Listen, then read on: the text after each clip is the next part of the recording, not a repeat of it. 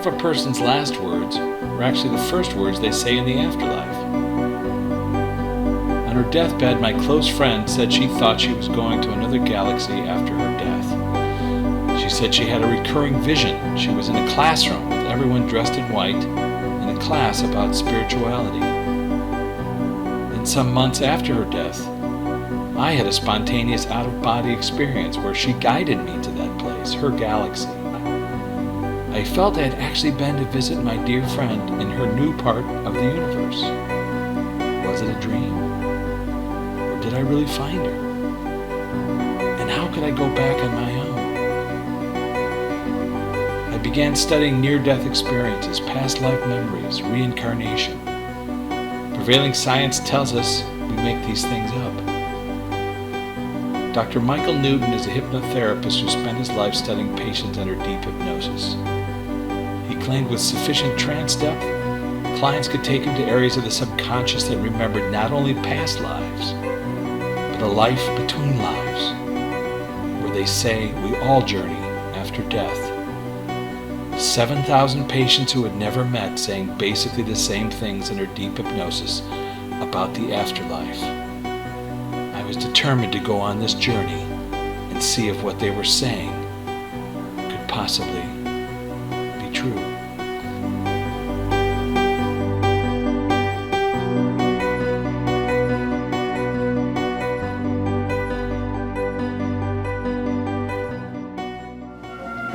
You are now looking upon a hypnotized person. Notice how the eyes of the subject gaze out blankly into space. Even the close flame of a match before them causes no flickering of the eyelids. This is a state that resembles sleep, yet actually is not sleep as we normally know it. This subject is being conditioned for anesthesia so as to feel no pain in the experiment that is going to take place. No pain whatsoever is experienced by a person under the hypnotic influence. Indeed, the mind's unique power to block out pain under such has been of great importance to the hypnotherapist.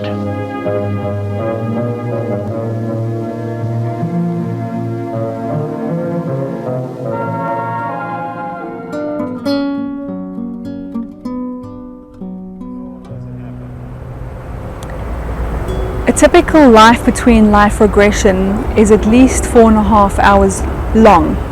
And the reason it has to be so long is because one needs to achieve a certain level of trance depth in order to access the superconscious mind. Now, the superconscious mind is the mind that has the soul memories. The body, the physical body, has a mind of its own, a type of physical ego, and that this physical ego is quite different to the soul's mind or the soul's ego. So the challenge for the LBL therapist is to attain enough trance depth to bypass the conscious mind and its ability to interfere with the superconscious mind. So here you have your soul's memories trying to come through, or your soul's wisdom trying to come through, and the human body and the human mind often is like a bouncer preventing those deep thoughts or those deep wisdoms or truths from coming through. A client called me and asked if I could see him with regard to physical pain that he was feeling in his side, his left side. And he said he'd been troubled from childhood with this, and that the doctors all said it was psychosomatic. They'd done x-rays and they found out that he was simply someone that they couldn't bother with anymore. They could find no physical symptoms, and a number of them told him that he should see a psychologist. I gave him the command, I want you to go to the origin of this pain. And he was getting a little ahead of me. It was actually a little deeper than I thought. And he jumped into the past life as a soldier in World War I. And he was being bayoneted. He was a British sergeant, and it was the first battle of the Somme. I think it was 1916. I couldn't believe what was happening to me. This fellow was lying in the mud and groaning, and I was trying to get his arm patch and because I am a historian, I was more interested in trying to verify the British unit that he claimed to be with and a number of other facts, and instead of gently desensitizing this horrible trauma he was going to do. And eventually I did do that. So when it was all over, he said he was feeling better already, and he called me a few days later and he said, "There's no more pain. My wife really wants to thank you." Well, I wasn't satisfied with that. I didn't tell him this, but I contacted the British War Office and the Imperial Museum in London to find out if this British sergeant ever existed and if there was such a person in this particular unit that he described as the 4th Corps. And sure enough, there was such a person, and he existed, and he died in 1916. So from that case, I began taking past life clients. And so I came kicking and screaming into this movement. I was doing regression, not past life, but regressing back to cause. And so put him in hypnosis, took him back to the origins of this chronic infection problem. And he spontaneously regressed into past life. I didn't really even know exactly what it was at first, but he actually abreacted. He had a sort of a reliving of the death that he experienced. And first he described himself as a small child in Greece. He described the sea as this crystalline blue sea with something kind of shiny down in the bottom at the beach there. And he bent over to pick something up and actually fell off a ledge into the water and drowned. And he began to drown in my office. He turned blue, he foamed, and scared me to death. But I'd learned in my training to, if someone abreacts, to just take them through it, not to shock them out. And we sort of followed through it, and he never had another infection after that.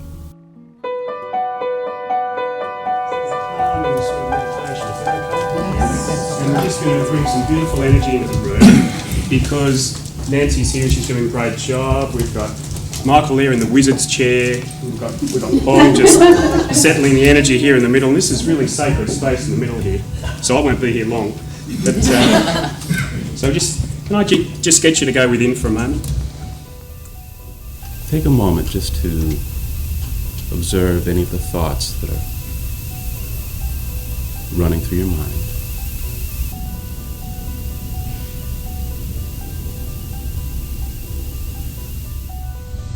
People are dying around me. People are dying. And what are you doing? We're been rounded up. Rounded up. Mm-hmm. We're in a camp. A camp? Yeah. Yeah. Remember, you can hover above the scene if you prefer. That's right.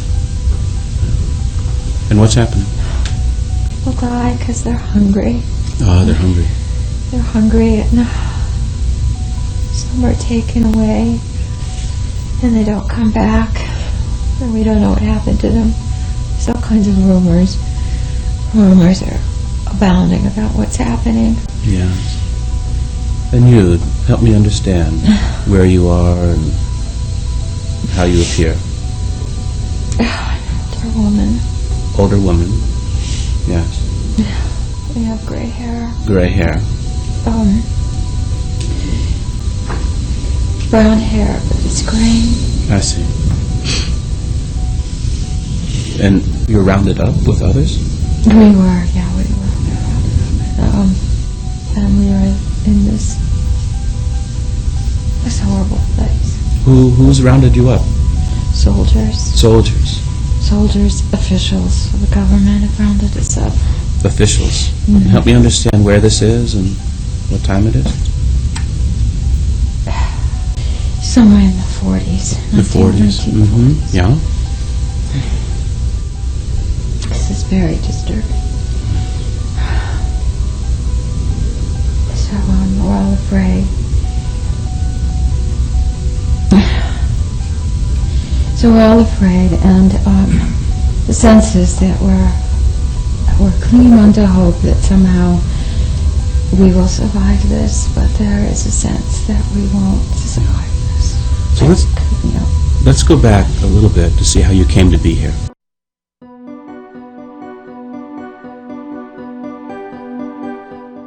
When someone is in deep hypnosis, they are telling you exactly what is in their mind. It is not something that can be programmed into it. A lot of people think people can be directed in deep hypnosis. They're very aware of who they are, and they have great insight into the things that they're telling you. And what I found interesting and what captured me was that over thousands of cases was the consistency of the reporting. It didn't matter whether a client came to me with a deep religious belief system or a lack of belief in anything or any philosophical persuasion in between. Once we had them in deep hypnosis, they all told me the same things. Well, I began in 1956 as a very traditional,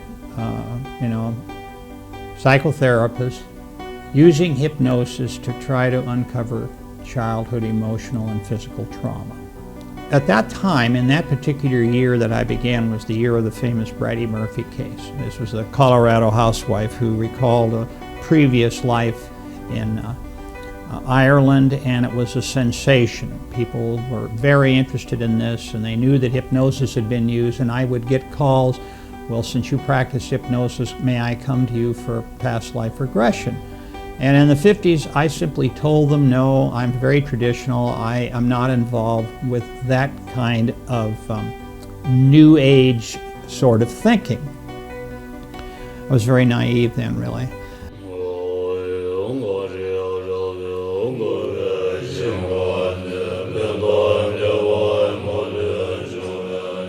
The most famous reincarnated soul, who can read and reflect on his previous 13 lifetimes, lives in Dharamsala, India.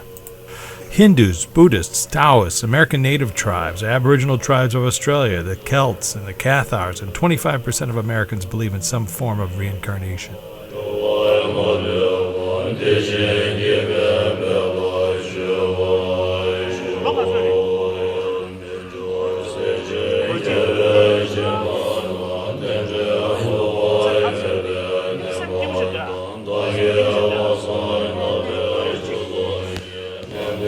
Reincarnation as a religious concept for Hindus and Buddhists maintains fundamental tenets about how it works.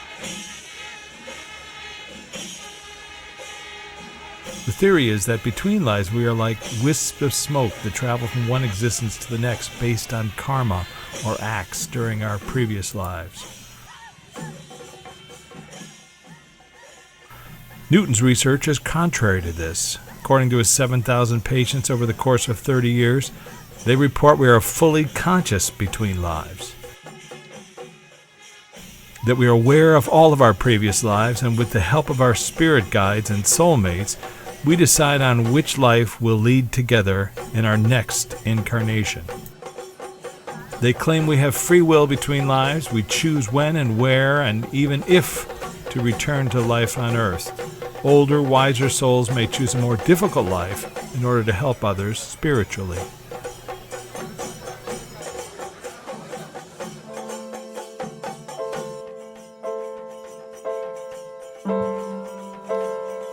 Just allow yourself to know.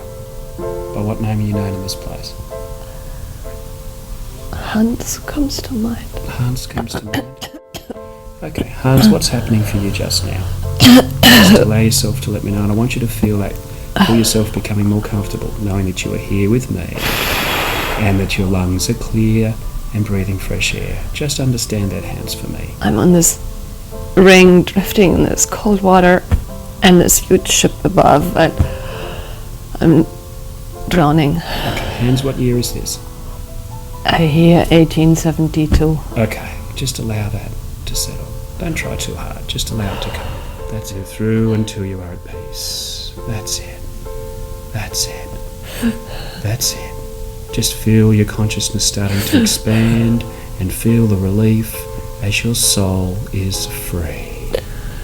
And I want you to tell me the circumstances that led up to you being overboard. You were working on the ship, so your role was? Shoveling the coals and heating room. Okay. Shoveling the coal in the heating room. Okay. Have you worked on the ship for long?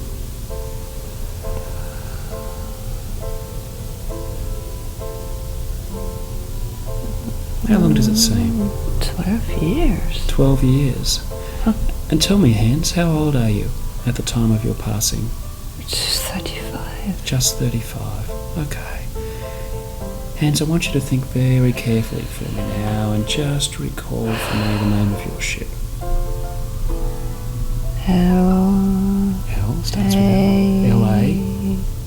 Yeah. What do you think the next word? And yeah. T-M-A-N, I think, Landsman. and top of N. What country were you born in, Hans? I was born in Ireland, You were born in Ireland? and for whatever reason I went on that ship, and that was, yeah. Okay. That was Denmark, which is now Germany.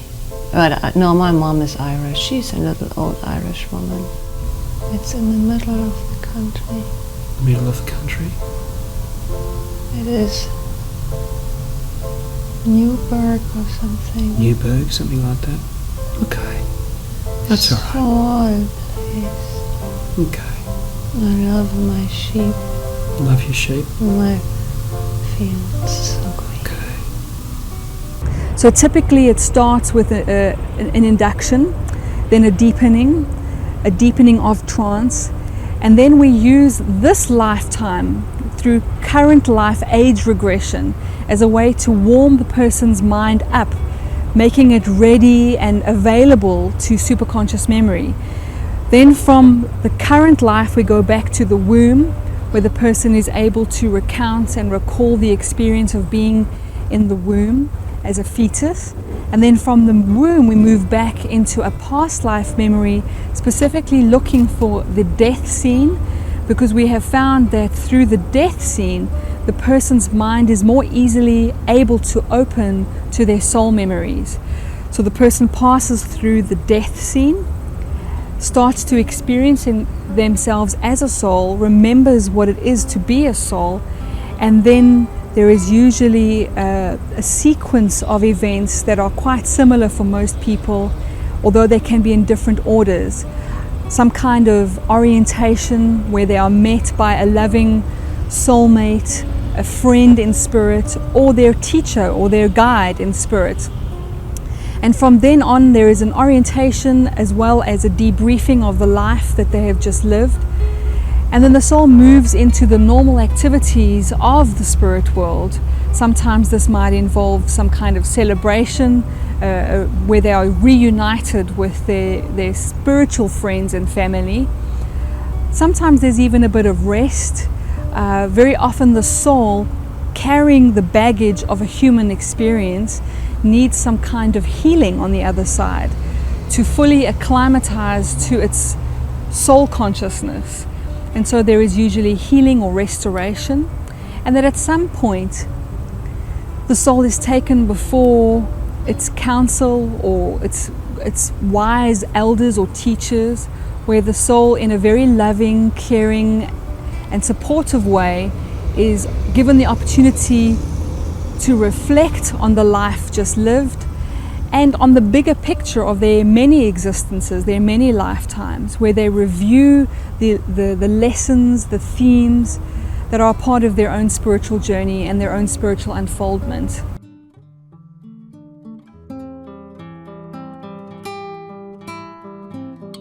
Number one, be there now. Move out of the tunnel.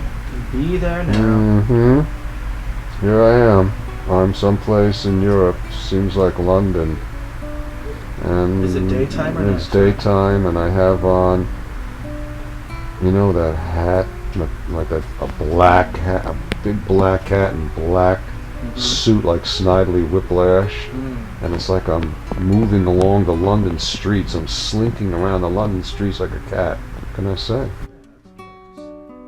Come out, and so you're outside moving through the streets, is that right? Yeah, I'm looking for. I've got some. I'm shielding something, and I'm looking for something. Under your I'm holding garments? it. Yeah, I'm kind of pushing it into my jacket so nobody will see it. Okay. Into my top coat. And you feel you sort of made off with this from a church or something? Yeah, definitely from a church.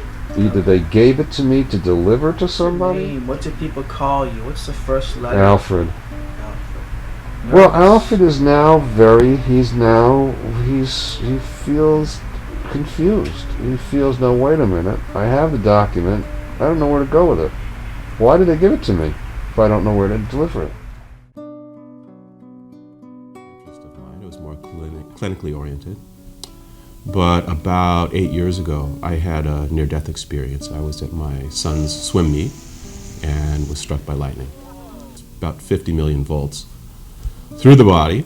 It actually went through my body, out of it into the car, burned out the electrical system in the car, and I was one of the lucky ones who survives that sort of thing. And about 6 months later, had a hypnosis session, a regression session, back to take me back through that to release some of the trauma that was lodged in my body. It was during that session that I remembered the near-death experience. In the dead time, I experienced a couple of things that have stayed with me ever since. And one is we can have a concept or a philosophy or a religious belief about unconditional love. But I don't think it's a common everyday experience. We can strive for it, we can hope to experience, we can long for it. But I felt two things. One was a complete reconnecting with the whole, with the all, being part of it all again. This universal sea of consciousness, if you will, this being back home, and being completely and unconditionally loved. And that is something I thought, how can I recreate that? How can I take someone to have that experience again? And in this life between life regression, not always, but most often, as someone goes back into spirit from the death scene in the past life, as you heard yesterday, some of the first words she spoke once she was there is, I'm home. I'm home. And I think it's that longing for home and longing for that sense of love that we as human beings carry. And where can we look for it in relationships? We don't find it, we try to numb it, the pain that we carry. It's there and it's available. And I think this is a great avenue to get there. And then what happens? And we're told, a group of us, that we're going to take showers, and we all know we're not. Showers. We hope so. I mean, we hope that we're going to be moved to a more comfortable place and have better food. And there's a part of me that just wants to scream and fight. Mm-hmm. There's another part that says, just stay small, stay connected. Oh, scream and fight, or stay small and stay connected. Yes. Stay connected, and remember that love is what really matters. And so we go into the place where the showers are, and there is such a funny smell all the time. The odor is, we smell at other times. So before we go in there, just tell me, if you would, what your name is. Anna. Anna? Mm-hmm. And last name? Vichinsky. Yes, okay. So moving quickly now into the showers. That's right. Notice where you are in relation to your body.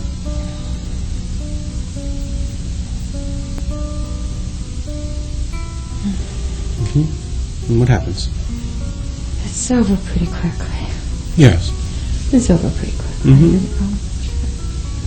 We gather together, we press against each other, and there's commotion, and I'm just trying to stay calm. And I take deep breaths so it can be over faster. You take deep breaths so it can be over faster. Yeah. And then it's done. It's done. And are you moving away from the body now? Yeah.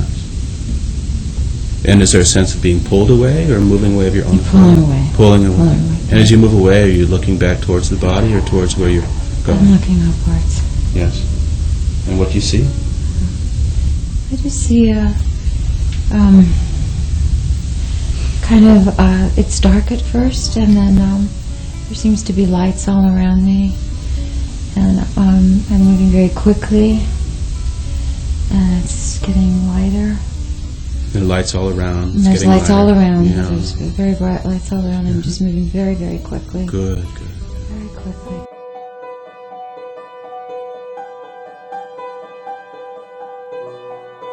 Sometime later, a woman came to me, my first life between life case, and her presenting problem was one of depression over having, quote, no friends. She couldn't seem to connect with anybody. And there was a kind of a dissociation there with human society, and she didn't understand it, and she felt she was kind of reclusive. And I thought I was dealing with a case of depression. And so once again, as with the World War I soldier, I reached a point of frustration when I couldn't seem to find any of her. I thought perhaps there might be someone from her past life in her life today. I couldn't seem to find anyone. So I said, go to the origin of your loneliness, especially if there are a group of people around you. Now, I didn't know it at the time, but the word group was a trigger word, because we exist between lives in soul groups, cluster groups we call them. Oh, her face lit up, she got tears in her eyes, and once again, she'd gone very deep very quickly, because this is not something that is in a middle or shallow alpha state. And she pointed to my office wall and said, I see them all. And I'm lost. I'm thinking, you see them all where, in this life or in your most immediate past life? Where are we? Oh, she said, we're in the spirit world. And I said, you're where? Oh, yes. She said, I'm seeing all my soul companions now. They're wonderful. And she began to describe them to me. And so I probed some more, took a lot of notes. I had a recording. And like the World War I soldier, you know, I found out that in her case, that none of these soul companions were in her life today, and there were reasons for that, and she was lonely because of it. And then after she left, I looked at the wall and said to myself, this can't be happening to me. You know, I'm the world's, worst cynic, skeptic, and past life was enough of a jolt of cold water, and now this? So I studied it for a long time, my notes and the tape, and then of course with more clients I began exploring it more and more. And once I started, I couldn't stop.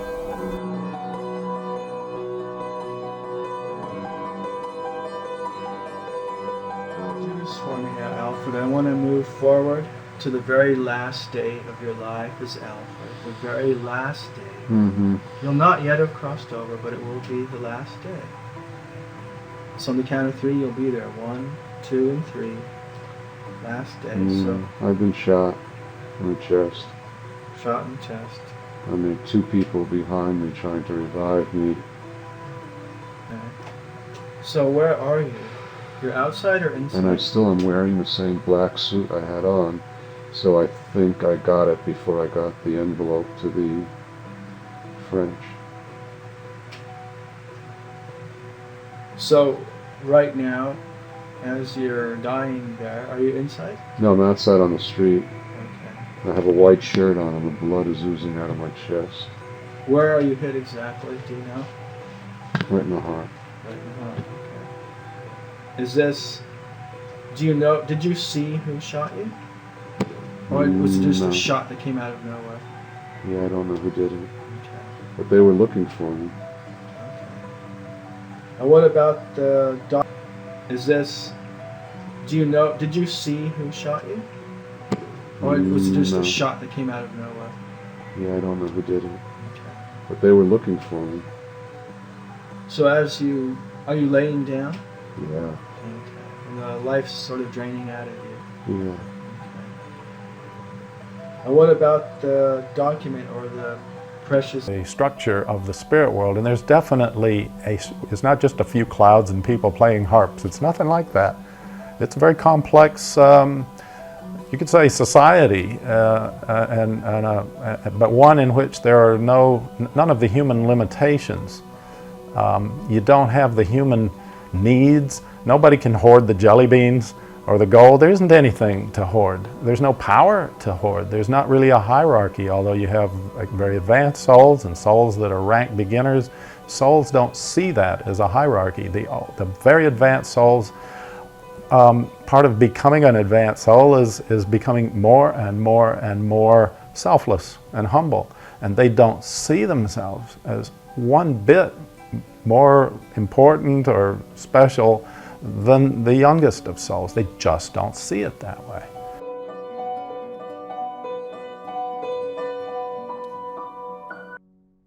We cross from the death experience into the spirit world, into the afterlife. What happens then is a very kind of consistent reporting of either friends or relatives coming to greet them, or their spirit guide, usually both. There's usually what I call an orientation session. It's kind of like a briefing session. I think back, because of my age, to World War II and those bombing missions over Europe from England. You know, you go out and it's like going to Earth and going through this very difficult school that we have down here for one lifetime, and then you get home and you're debriefed. These pilots, when they came back to land at English bases, were debriefed. How did the mission go? Okay? Did you reach the target? Did you accomplish your objectives? I mean, these are the same sorts of questions, you know, we ask. How does your guide receive you? Now, I want to make it clear that when a client sees their personal guide for the first time, their immortal teacher, they're blown out of their minds, because that conscious is never fully asleep. And if it were, we wouldn't be getting answers and responses. They can't believe it. Some of the more religious people may think that they see Jesus or Buddha or Muhammad coming towards them. But they quickly realize, oh, no, that's not who this is. This is my personal teacher. Where are you in relation to your body? Are you floating above it or off to the side? No, I'm floating above it. Floating above. Yeah, I'm floating above, but I'm in a chamber, and there are 3 men, big, powerful men with very big smiles on their face. Is one of them sort of like the one you're talking to, or they're all? Well, there's one main one who's kind of, Okay. you know, kind of having this silent exchange with. So how does he appear?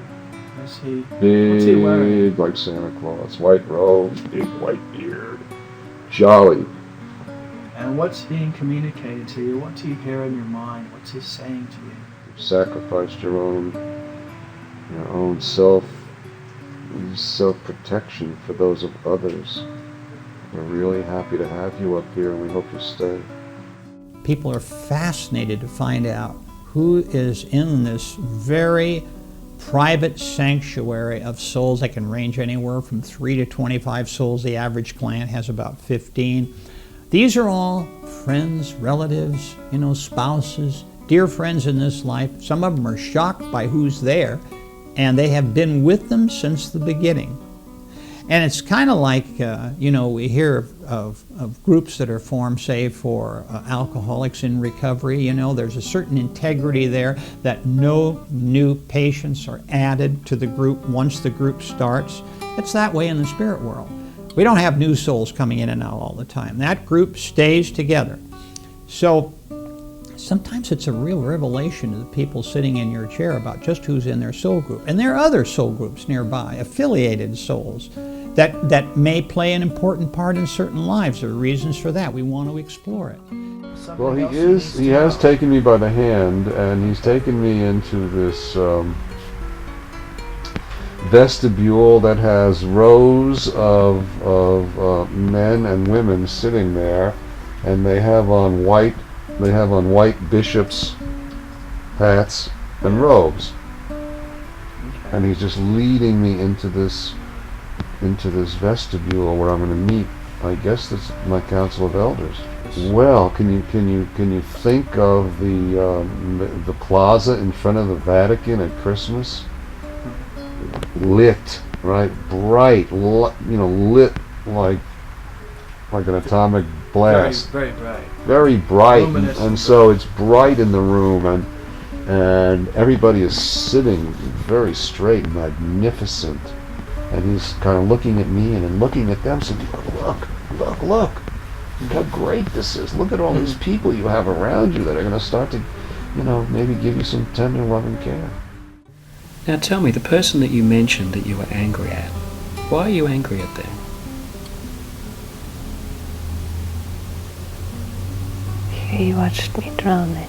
He watched you drowning. Did he not do anything? Okay. He took pleasure in it. Okay. I can understand that would make you angry. Okay. Why did he take pleasure in it, do you think? When I go down there, I don't see it, but up there, I know it. Okay. When you've passed, you know more? We shook hands Yeah. before we said, I don't know, there was something. I mean, we name it contract. I just saw that we shook hands before that life, so it had a reason. I didn't see that. Was there something for you to learn from the relationship with this man during that lifetime? Is that what you're saying? Wait, he says it was so difficult to do that. It was difficult. Do you know this man? Can you see him in the afterlife? Yeah, I know it. Okay. That's okay. I know who it is. I know it. Okay, good. This time, he didn't watch. This time he saved me. I understand. Was this man your father? I understand. Well, we do a couple of things. First of all, we help those clients awaken an understanding of their immortal identities. And then what we do is we bring that integration back into their lives today. That spiritual integration is really important. It's great to understand these great things are within you, but how then do we make them real in your life today? If you can carry those mindset shifts, that ultimate transformation experience back into your life today, it not only changes your life, but the life of all of those people around you. And that's our gift to them, and that's what they can do for those around them also.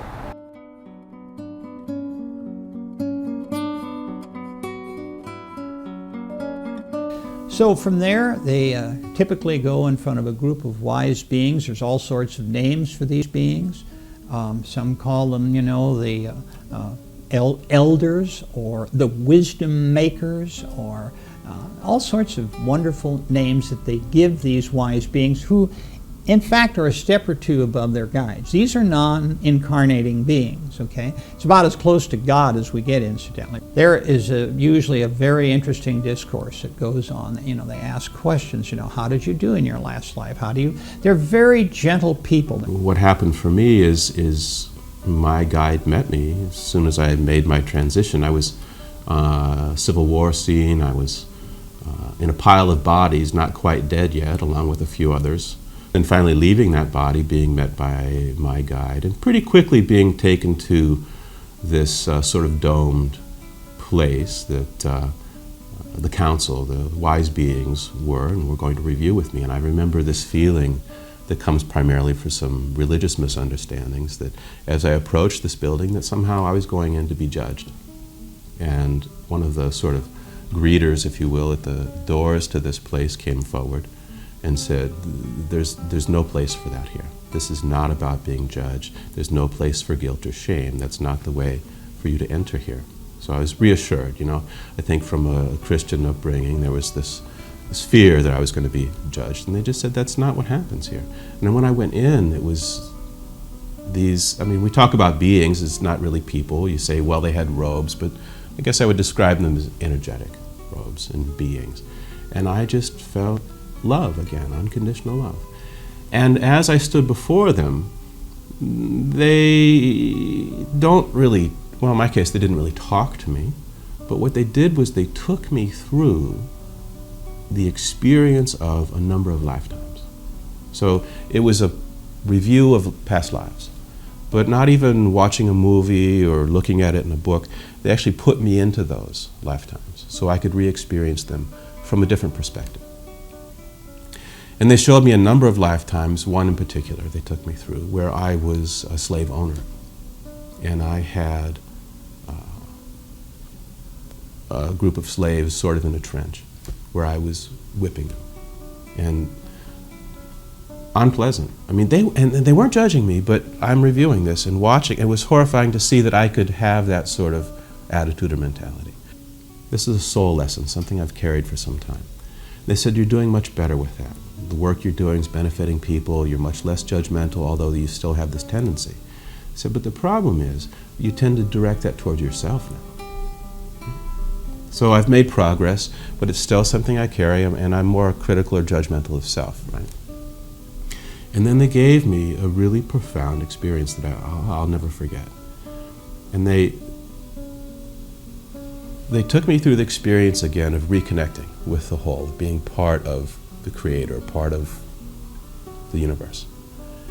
And what a relief to be reconnected in that way. And then they said, when you judge, when you criticize, when you discount, you separate. This is what causes the separation from the whole. And they didn't talk to me about it as a philosophy, but they gave me the experience of being separated again. And again, I think that's something we all carry in our soul. They gave me this experience, and then they said, when you do this, you diminish the light. And I thought, well, and they said, no, we mean you diminish the light as a whole when you do this. What a profound lesson for me and for the world. Feel that sensation of movement as you move on to the next place. And tell me what's happening for you. Pulling up. Okay. What can you see ahead of you? It's like the Milky Way in 100-fold. Okay. Good. And I'm a shooting star which is shooting up. Okay. Continue on your way and let me know when you reach your destination, and let me know what that is. Ask your guide the lesson from the life of Hans now that you've arrived home as Hans. Ask them for the lesson in that incident around Hans' death. And report back to me what that was in your own words. Oh.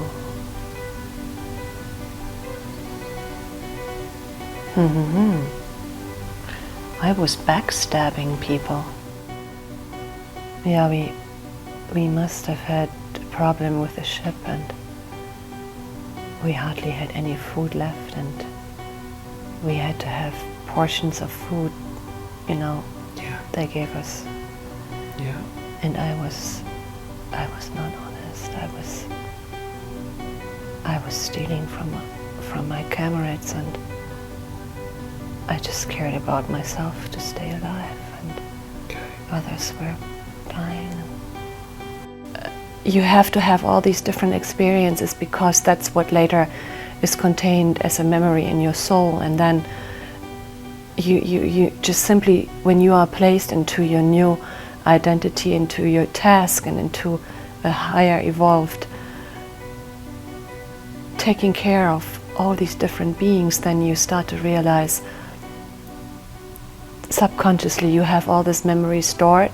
Okay. Like I had stored as Mousy in a big way. That was a huge storage. We have tiny little storages all over the place, which kind of buzz and huzz all over. And all these different little cell memories we carry with us from all these memories in earthly incarnations and others. They help us to be more compassionate and to sense and feel and open our hearts, because otherwise, if we wouldn't have that resource, and we would judge. Okay. So we bring these memories back so we can learn. Is that what you mean? No, we bring these memories back because we have them stored. That's the difference. Okay. It's so amazing. I've never seen that. It's like in your energy field, and even in your physical body, you have all that in tiny little increments, in little parts. You have that stored, and this is why you have these huge facets of emotions and feelings, or else we would be one or two dimensional. Okay, I understand. Are you ready to release the fear of drowning that you hold in the lifetime of Sophia? And I'd like you to see moving off into the distance some threads which come from you, and move off into all those lifetimes where drowning has been an issue for you, or that might contribute to the building of that fear today in the life of Sophia. What we really want to do is somehow, and the oldest souls we can talk to can't explain this, we want to reach a level of self-perfection, purity, that will allow us somehow to get back to the source that gave us our existence in the first place. We long to return to that. This is what drives all souls, and in fact, this is what drives human beings, though we have forgotten it. And you know, if you want to bring the religious term in there, yeah, we're trying to get back to God.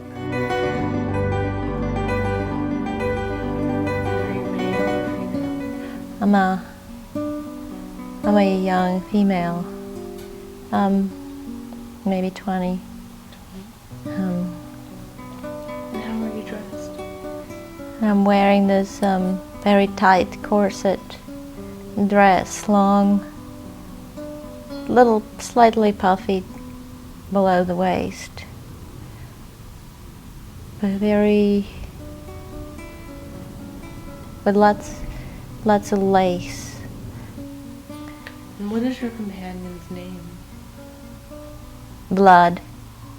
Blood? Mm-hmm. And his last name? Surname?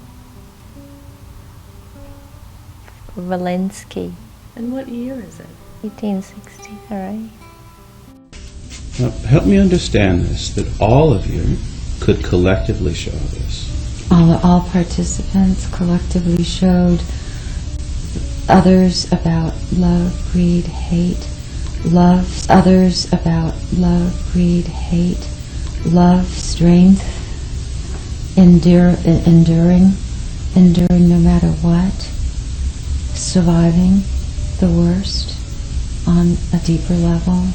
You mean those in the camps? Those in the camps, but also those that participated. Those that participated as well.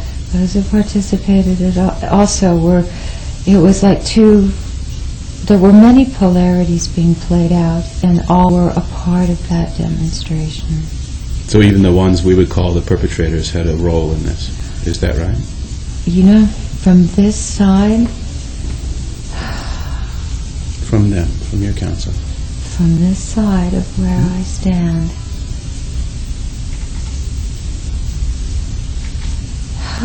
it was much easier to be the victim than the perpetrator.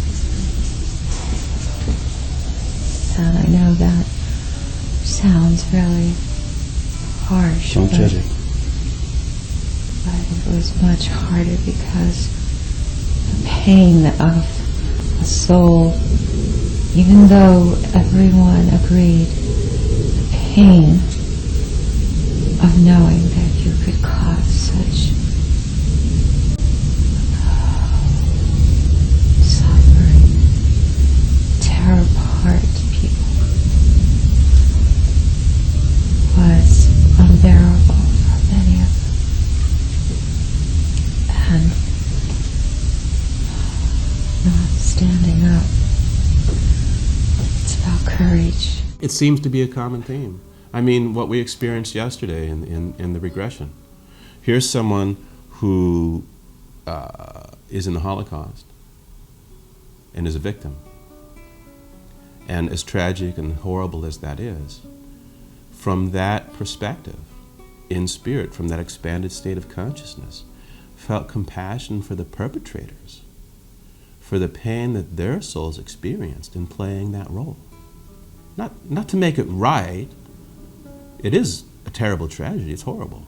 And at the same time, sometimes things that we judge from our human perspective as being right or wrong or bad has a very essential role. Is this something speaking to you of, or are they having you experience this in some way? They're talking to me, but I'm also experiencing it. They're showing me. And help me understand how this happens. as they're speaking to me, it's going, I see all the events going before me like a movie, and then I feel the feelings, but I get the opportunity. I'm so familiar with what I felt in that body. You know what you felt in that body, yes. But I'm seeing and feeling what the perpetrators felt. And I'm also seeing and feeling what others that were victims were feeling. And if I were to put the two side by side, it sounds terrible, but I'm glad I was on the side of experience that I was on. The research shows we consciously choose our next life to gain spiritual growth by overcoming adversity. The adversity is agreed to by all parties involved. The actual severity may change, but the lessons are generated by a compassion to help another soul learn from experience. With the help of our soul group and our spiritual elders, we choose a lifetime where we believe we can gain or give the most benefit.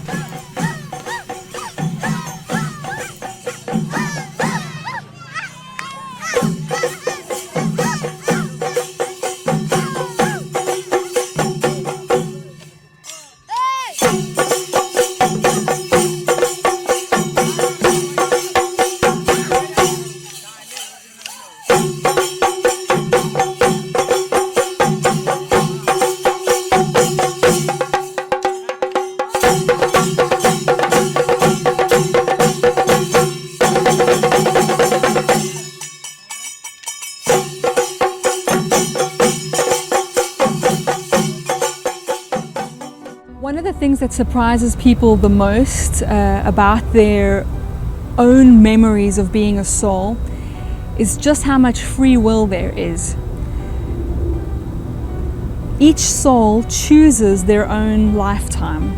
It's a very careful choice usually, it's a very sacred choice usually, but each soul is given more than one choice. And the soul looks at these choices of potential lifetimes on earth. They also are able to scan potential future timelines, because as we have realized through the Life Between Life work, there is never one set path. You don't incarnate with a set beginning and a set ending mind. There's no one future timeline. In fact, time seems to be more like a tree with many branches, and it's up to us as souls to navigate those branches to the best of our ability, to make our choices and to live with those. Selection is taken very seriously. We choose often based on what we desire to learn in an incarnation. So every now and then a soul will choose a lifetime for rest and recreation, but most of the time we choose a body for what that body will give to us in terms of learning. Also, there's often a theme of service, where the soul might choose a lifetime to serve humanity in some way, or to improve on their skills. If a soul is very interested in healing, it may choose a lifetime with a broken body or with an illness in mind in order to enhance its own healing skills and knowledge.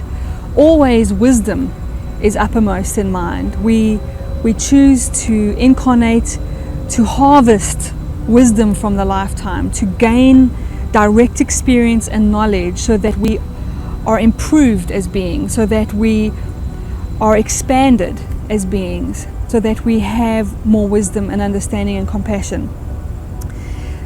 So souls choose the lifetime very carefully, and then they prepare for that lifetime very often. They have meetings with the other souls that they're going to incarnate with. They have meetings and preparation with their guides where they review all the possibilities ahead of them. And the real intention is to make the most of every lifetime, because lifetimes are treated as very precious, sacred experiences.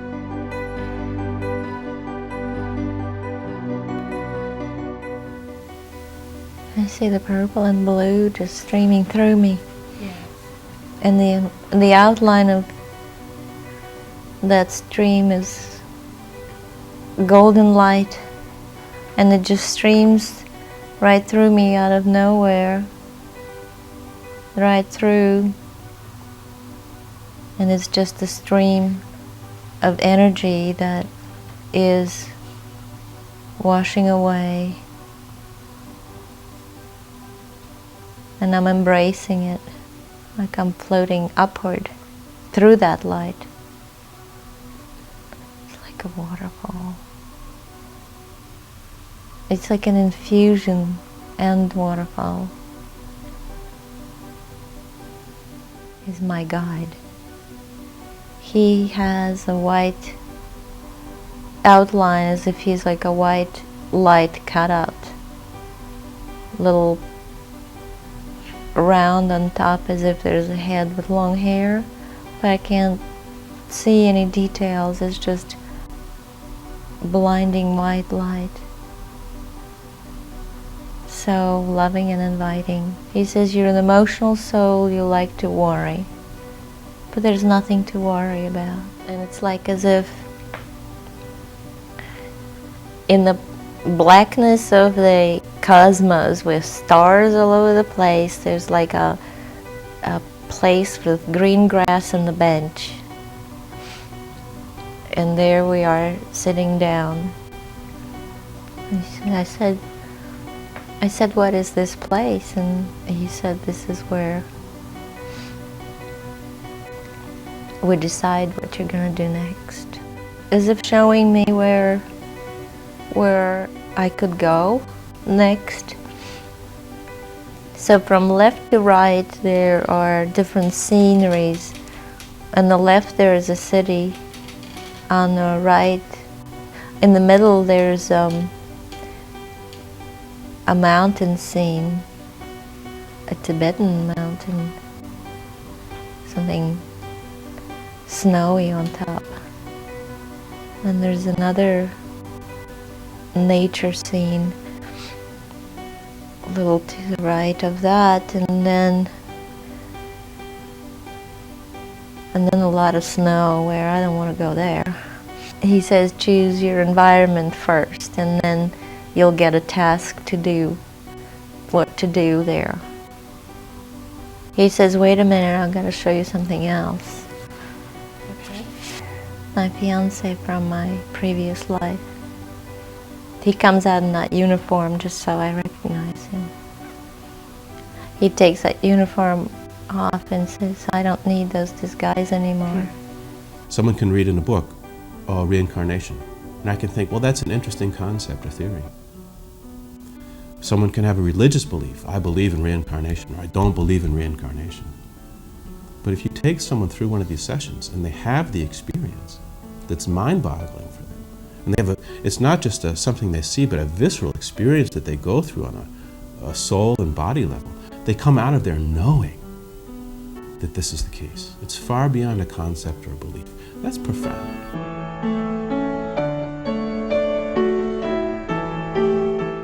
Over and over again, I've had people go back to that time when Jesus was on the planet and being connected somehow to that movement or that group or that individual, and experiencing with him or those close to him this deep sense of being loved, and being so distraught when he was killed.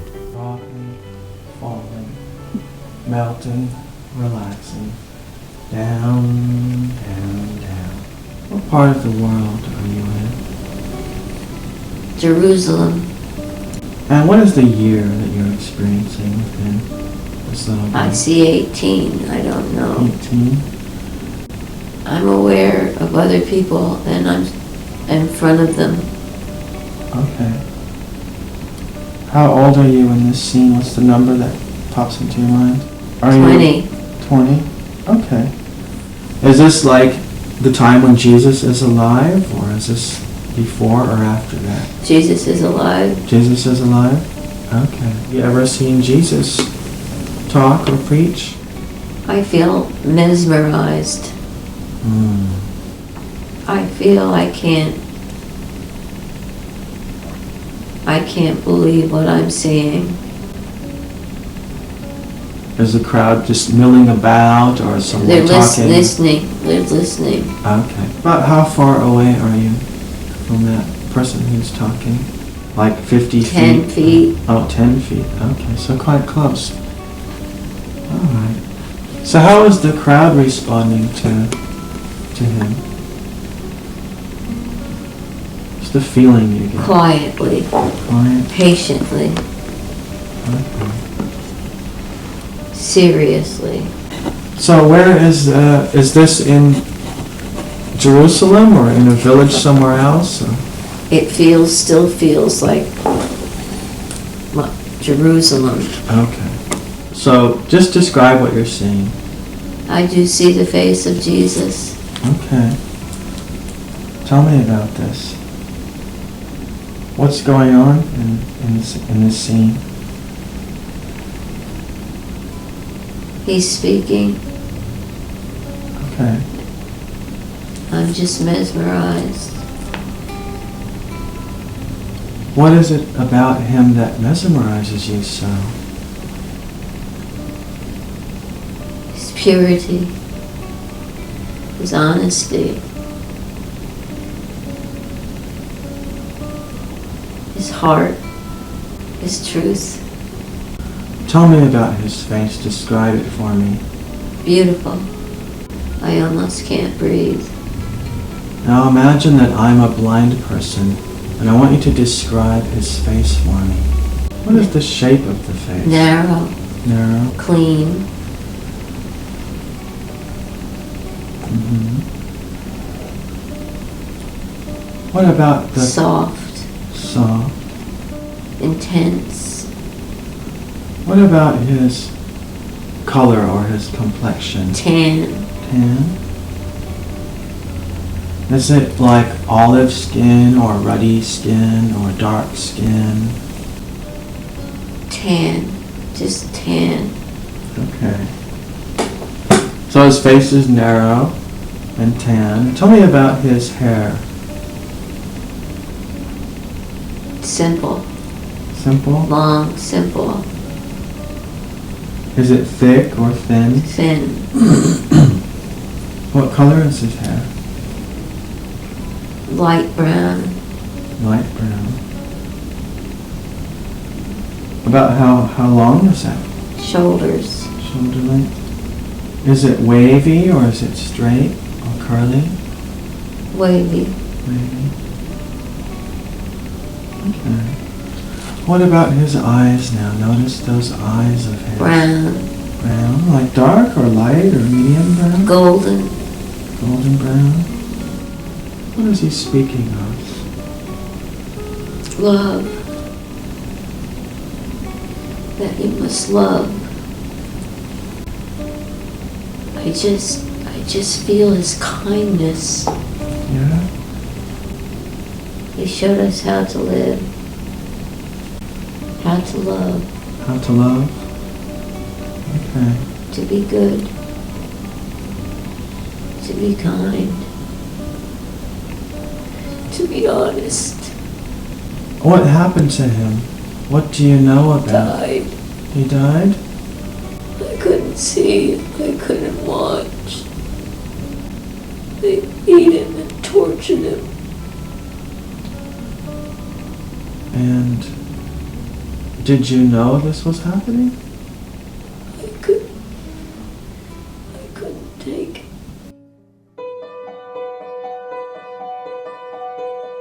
Yeah, I'm feeling drawn to a church that Frenchie wants to bring me to a big, gigantic church. Cool, let's go. With ceilings at like 100 feet high. And gold statues, and the pews are made of gold. And there's a tremendous choir singing. And it's just the two of us, Frenchie and me. We're sitting there listening. It's all for us. The whole thing is for us. What is this place? What's the purpose of here? Why this experience? He's just showing me. Showing you a beautiful place. Yeah, he says, this is your church. This is your church and your synagogue and your temple, and you belong in this. I just want to show you that all the spiritual things you're doing are right. We built you this church. You can call it church, a synagogue, an ashram, whatever you want to call it. A yurts, it's yours. It's your holy place. It's my holy place. Frenchie's just led me to a place like the Taj Mahal. And he says, come here. This is yours too. That's yours, and this is yours. You deserve it. You earned it. We're grateful. It's yours. And she says you can come back here anytime you want. They're never going to go away. They're yours forever. Someone asked me just this morning at breakfast, what is the purpose of all this?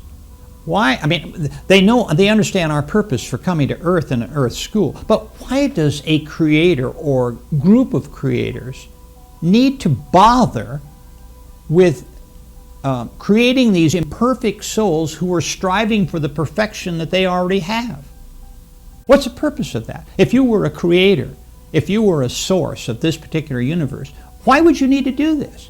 I've asked that question a lot with certain advanced clients. I've got my own feelings about it, and I could be completely wrong, but my feeling is that the creator or creators, if you will, sources, maybe they work as a collective group, create souls in order to express parts of themselves that they want to see developed. And when the perfection is reached over millennia, that they will conjoin back with them and make them stronger for it. That's the best I can come up with.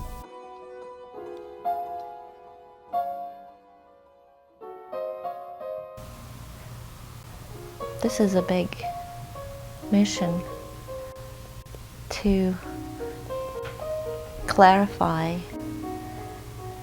and to create more, bring more light and love, clear and cleansing and loving and peaceful.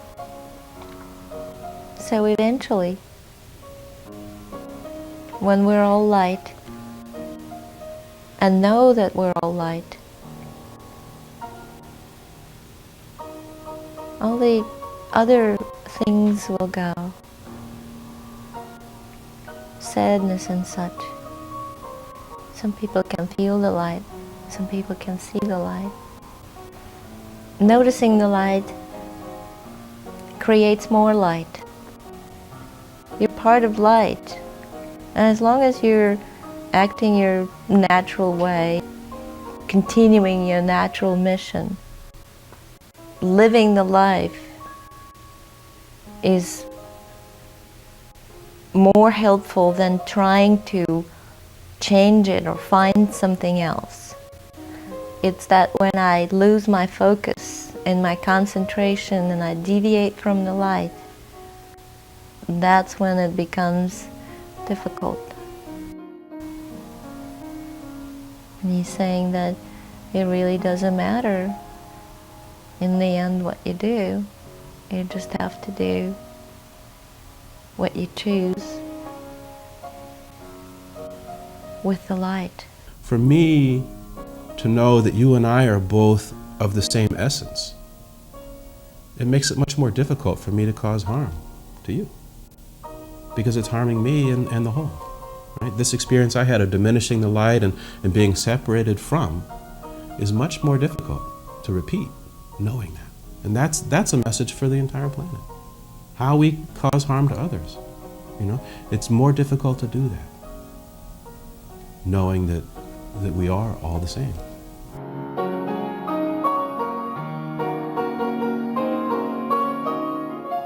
Tell me what this is like.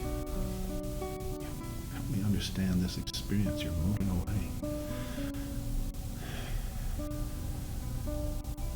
Going home. Are you still looking back at Mm-mm. where you're looking ahead? Totally ahead. Okay. Is there a sensation of something No, propelling? just getting together with my friends. They're here with you. Mm-hmm. Oh yeah. Can you tell me about this? Oh, it's just lovely. How many friends are here? Lots. Lots. Lots of friends. Is this like too many to count? Like 20. 20. And what are they doing? Smiling. Smiling. Sort of embracing me. Okay, they're touching you, embracing. Oh, Everybody's here. everybody. Everybody. How does that feel? Pretty good. Yeah, doesn't it? You recognize, is there somebody that's, or maybe more than one, that are very familiar?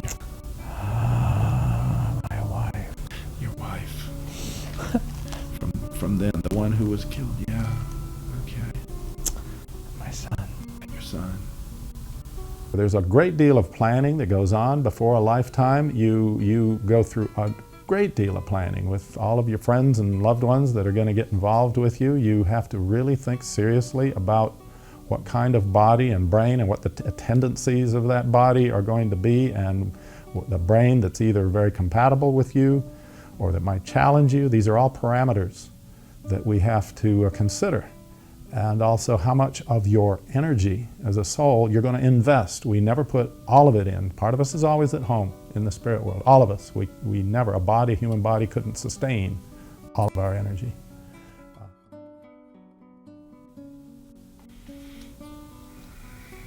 He wants to take me to a healing center. Okay. How does he do that? Does he sort of take you by the Just hand? glides me by the hand, sort of. Yeah. I know where to go. Yeah. He's like, follow me, and we go together. And Now tell me what this is like. This place. this is like you're going in. It's like a place. You pass anything on your way, or maybe you're already there. I'm already there, and it's like an energy field that, if you looked at it from different perspectives, you'd see it. There's multiple lights, colored lights, but depending what work needs to be done, it's just you and your light. And it's sort of like the way I was sitting by the river, the same kind of equipoise where you draw energy from the room into places where it's been depleted. You have to be rather active in the process. And mentally, to pull it in, to draw the energy towards you, to repair the places that are missing or damaged. How does that feel as that's happening? Like filling up with liquid water. Liquid water. But sort of a blissful water. Liquid, blissful, filling you, and you're Filling drawing you. it with your own energy. And you pull it to the places that need to be done. There's so many places you can go here, people you can see. So they're not just in one place. No, they're everywhere. Kind of strewn about. Well, more organized, but you can just, there's so many opportunities to stop and see people and friends and people you've touched before. My core group are teachers. That's what it feels like. And there I can go visit them in their classes. I feel like I'm in a classroom with a friend who's a teacher. And they're introducing me. Introducing you, is that? As somebody, a friend. As a friend. So they don't know you before this? My teacher friend does, but the class doesn't. Okay. So you're like a guest speaker? What's this? Her name is Kajira. She's the teacher? She's the teacher. Uh-huh. She teaches a class in energy construction. Oh, okay. Do you know something about energy construction? Is that She says I do. Oh, you're not so sure. Energy construction, it has to do with aligning energy, aligning the milk of the universe into geometric shapes. And is there a purpose for those? Well, shapes? they retain energy, they retain everything, the stuff of the universe. So memories, dreams, reflections, attitudes, happiness, joy. What about physical stuff? Are they about that too, or is that different? Well, it's composed of physical stuff, but it's mostly retaining emotions. Okay. And because emotion is energy, so when you have an intention, it goes into this geometric shape and stays there, and you can, if you create it properly, you can make it so that it'll stay there. But also that you're retaining. So let's say you're in the classroom and you create this energy. Let's say you put your good intention or some kind of an intention together into this geometric shape, and you bring it to life, and you create it so that it stays with you, and then you're able to carry that into your life, so you have access to it. And that's why it's important to bring it along with you, because how else are you going to retain all of your past experiences unless you have these energy fields? I see. So this is something you make for yourself. Yes. Not so much that you're making this for others. You're making this for you, in preparation. The actual thing that you're creating in the classroom are almost like emotional ball bearings. Yeah, that's the geometrical part. Yeah. They do have different shapes, and only because the nature of the way it's designed, it looks like a geometric shape. Yeah. But that's how it functions. Yes. But think of it as a ball bearing. And you know how ball bearings work, where they help everything else move fluidly. Yes. So you carry these ball bearings with you through your incarnations. And as you go along, unfortunately, they pick up negative stuff sometimes. And that causes disruption in the ball bearings. So you have to, when you come back here, you work on cleaning that stuff up, fixing it. Make new ball bearings. Make new ball bearings, restructure them. Like, take them into the shop. Physics explains to us, and they've been trying to explain to us, I think for 40 years, quantum physicists, that everything we think is physical and solid, in fact, is just pure energy. Everything that you create is an energy form. If you create positive energy things, forms, then you're putting out positive love and energy into the universe. It's a way of keeping that light going, You expanding said it. at first that really you are in healing as well, and so is that what it? I think healing is that. This is my odd way of doing it. Of like, you can heal through words, because of course we know you can heal through action. But the idea of healing through words and thoughts, and putting those into pictures and film, because those are all images of Just another way to deliver the energy. the same energy. What are you involved with? It's healing. It's energy transfer. I'm trying to do it with voice,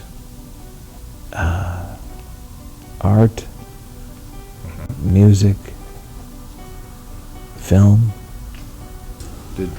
I think it came from a classroom environment, yes. Yes, where we were talking about coming back and what was the method that you could use to help people with energy transference that might be a little bit out of the box or unusual.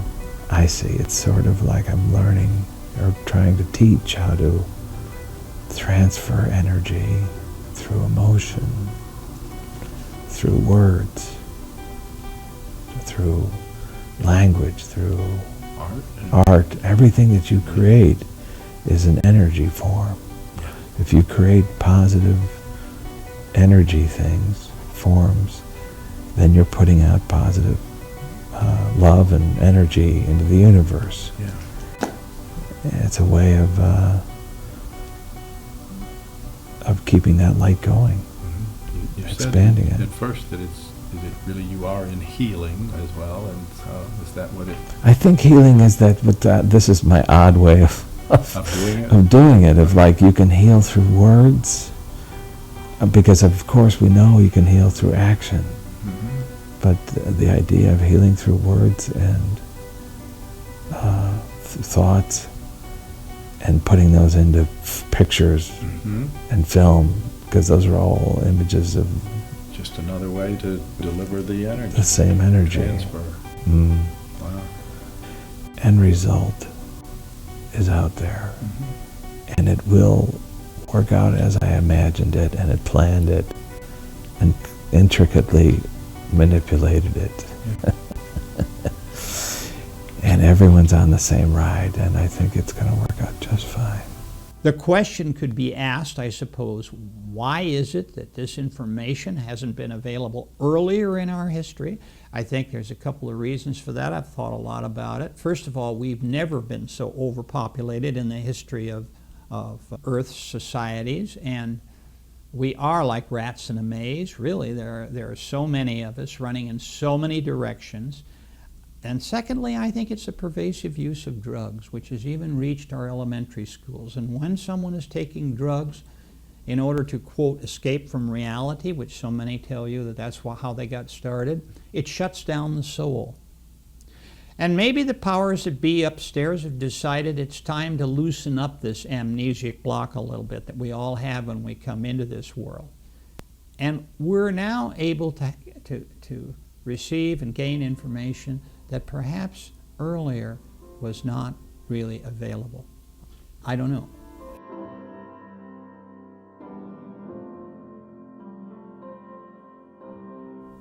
The people who come to our institute to learn the techniques that we have to teach with regard to life between lives under deep hypnosis are looking to gain a new insight as to the purpose of our existence here.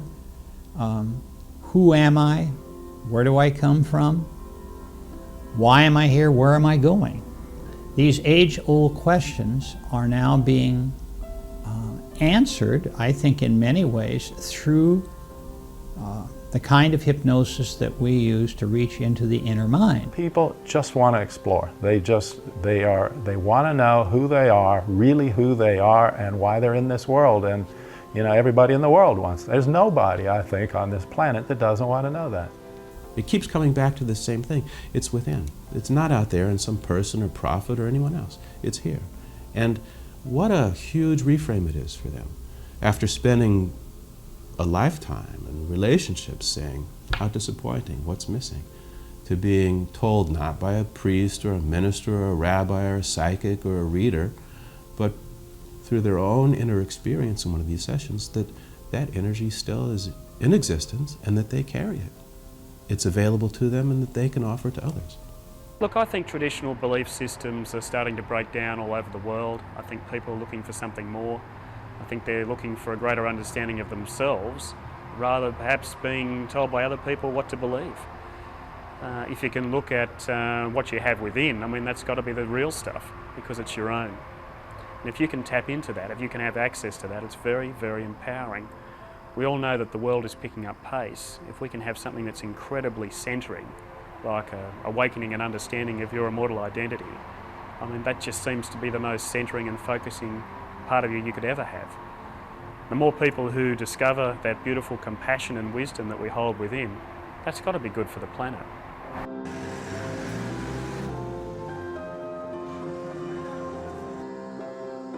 Ponder for a moment, if reincarnation exists, doesn't it make sense to keep the planet clean so we can return to it? If we choose our lives and choose our parents, then the question is, why did we choose this particular life? If our destiny is crafted and helped by our own higher selves, is it possible we put stones in our path on purpose? If there is no death, then why can't we begin to enjoy life? Over 7,000 people told Michael Newton and his trainees the same things about the afterlife under deep hypnosis. If what they are recounting is true, the spirit world is obviously trying to tell us something. A shift in consciousness is upon us.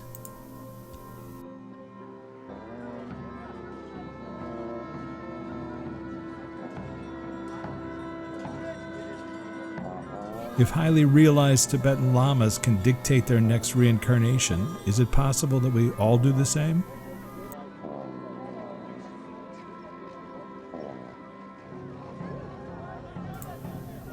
Part of the Bodhisattva vow is to promise to return to the planet until everyone is liberated from suffering.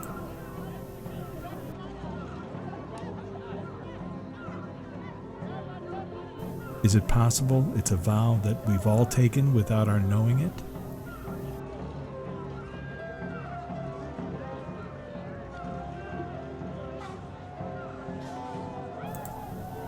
The research shows we all are interconnected spiritually and energetically with our higher selves and with the earth.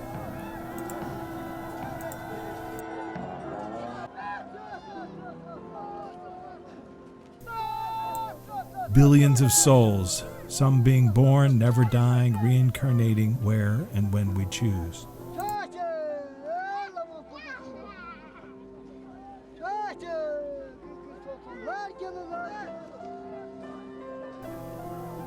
Perhaps it's time to reframe our vision of our soul's journey as well as protect the earth for our return trips here.